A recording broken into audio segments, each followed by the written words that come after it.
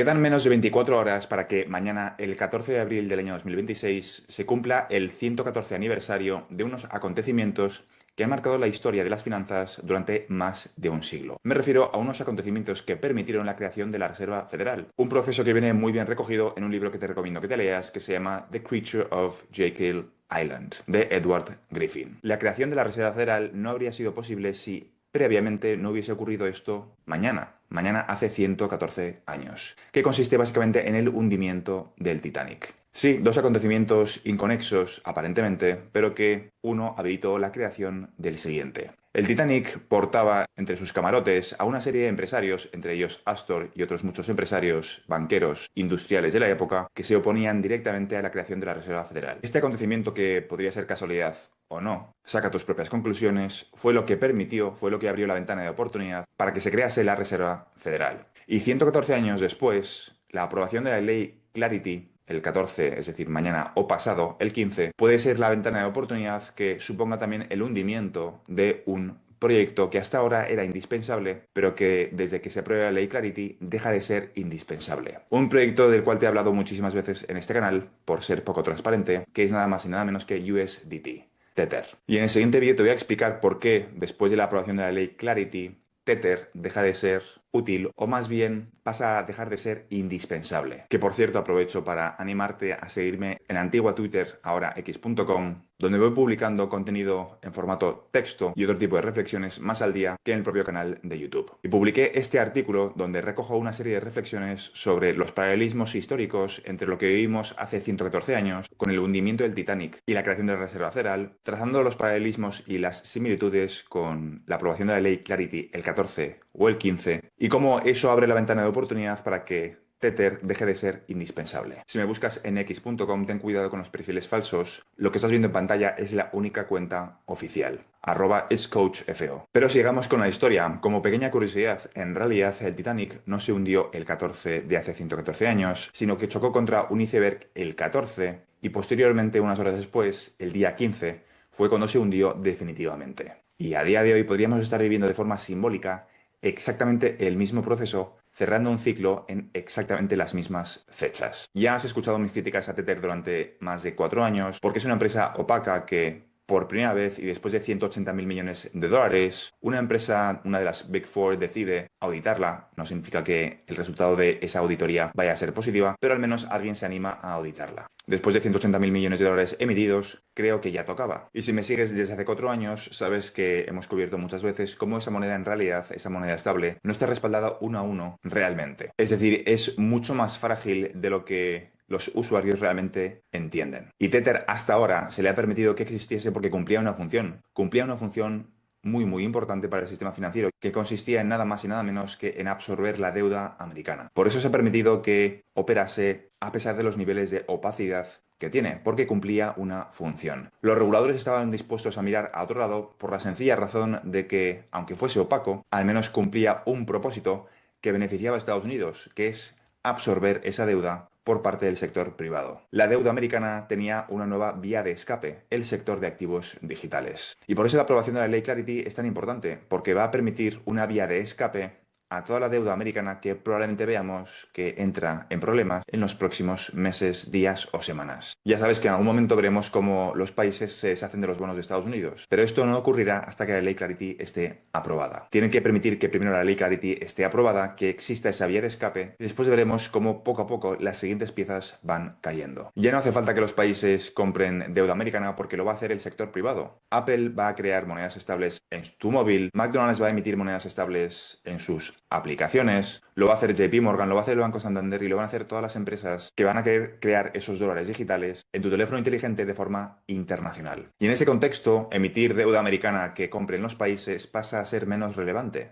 Pero también tiene otro daño colateral. Y es que algo que quiero compartir contigo, que se ha hecho muy popular en los últimos días, es que el sector de activos digitales ha interpretado como una noticia positiva que Irán decida aceptar Bitcoin o USDT, según dicen los medios de comunicación, como mecanismo de pago para pagar los peajes para que los petroleros pasen por el estrecho de Hormuz. Pero eso hace como consecuencia que Bitcoin y Tether pasen a estar en el punto de mira de Trump, del equipo de Trump. Sabemos, para recapitular, que Trump no suele reaccionar bien frente a las propuestas de Irán. Irán cerró parte del estrecho de Hormuz para los barcos no aliados, para los petroleros no aliados, hace casi 5 o 6 semanas, el 28 de febrero del año 2026, y casi 6 semanas después nos encontramos con que Trump reacciona haciendo exactamente lo mismo, bloqueando el flujo de petroleros que quieren desembarcar y que salen de los puertos iraníes. Por lo tanto, siguiendo la misma lógica, no es muy descabellado pensar que todas las propuestas que vengan por parte de Irán van a ser automáticamente rechazadas por parte de Estados Unidos. De hecho, si miras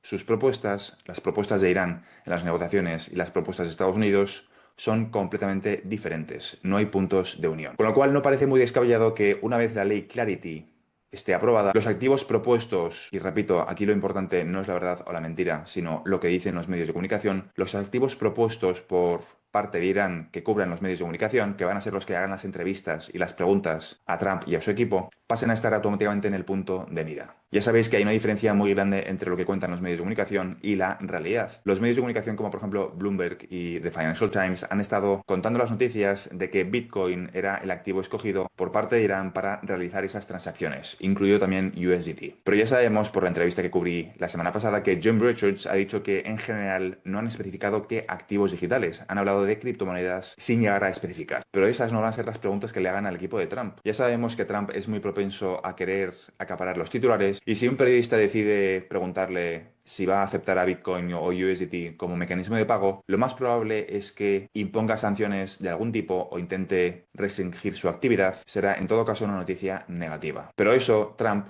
atacar a Tether o incluso a Bitcoin, Trump no lo puede hacer mientras no esté aprobada la ley Clarity. ¿Por qué? Porque USDT, hasta que la ley Clarity esté aprobada, es de utilidad, de extrema utilidad para Estados Unidos. Una vez la ley Clarity esté aprobada, Estados Unidos podrá sacrificar, de la misma forma que se sacrificó el Titanic hace 114 años, sobre estas fechas. Lo interesante de todo este proceso es que a nivel simbólico, la ley Clarity puede suponer el sacrificio de Tether, igual que el sacrificio del Titanic supuso la aprobación y el impulso a la Reserva Federal. Que un evento se produjese habilitó que el siguiente se materializase. No puedes sacrificar Tether hasta que previamente la ley Clarity no esté aprobada y no puedes crear la Reserva Federal hasta que previamente el Titanic o los que se oponían a la creación de la Reserva Federal fuesen eliminados. Como reflexión final, no me alegro de lo que está ocurriendo, lógicamente no estoy a favor de la guerra, no me gusta que la gente muera de forma gratuita, pero realmente lo que estamos viviendo es histórico y si me sigues desde hace 4 años, esta situación que estamos viviendo es la situación soñada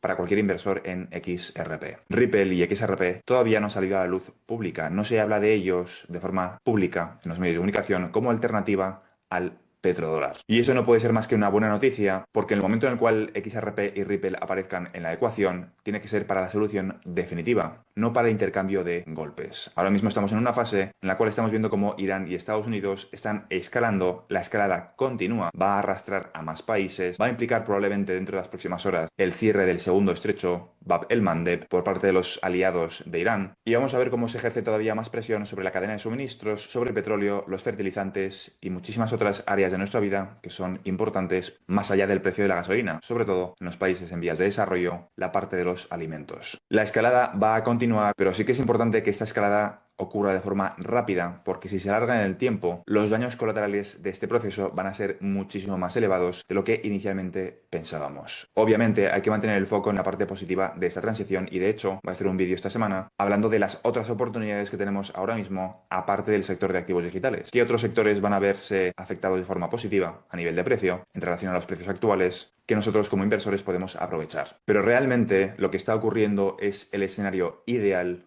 para el caso de uso de XRP. Y como voy a cubrir también esta semana, hay distintos escenarios. Tenemos distintos escenarios y no sabemos cuál se va a cumplir. Ya sabéis que analizo el mercado de utilidad desde el punto de vista de una crisis de liquidez. Imaginaos el sistema financiero como si fuese un cubo. Y el cubo tiene grietas. Y cualquiera de esas grietas puede hacer que el cubo estalle. Es decir, que se provoque una crisis de liquidez. Y yo he hablado de las distintas grietas que existen, es decir, posibles ciberataques, una congelación del sistema financiero, el DPEC de Tether, el carry trade de Japón o algún tipo de evento geopolítico que provoque que los países se tengan que sentar a negociar un nuevo Bretton Woods 2.0, un nuevo Bretton Woods digital con oro y activos digitales en el centro de la mesa. Y la realidad es que no sé cómo se van a desarrollar los acontecimientos, solamente sabemos dónde están las grietas y hay muchísimos escenarios posibles que no se excluyen. Es más, podríamos incluso llegar a ver cómo una grieta contagia a la siguiente, cómo se implementa una solución antes de que contagie a la grieta número 3, a la 4 y a la 5. ¿Qué quiero decir con esto? Quiero decir que puede que veamos cómo se empieza a deshacer el carry trade y se implementa una solución antes de que el carry trade se deshaga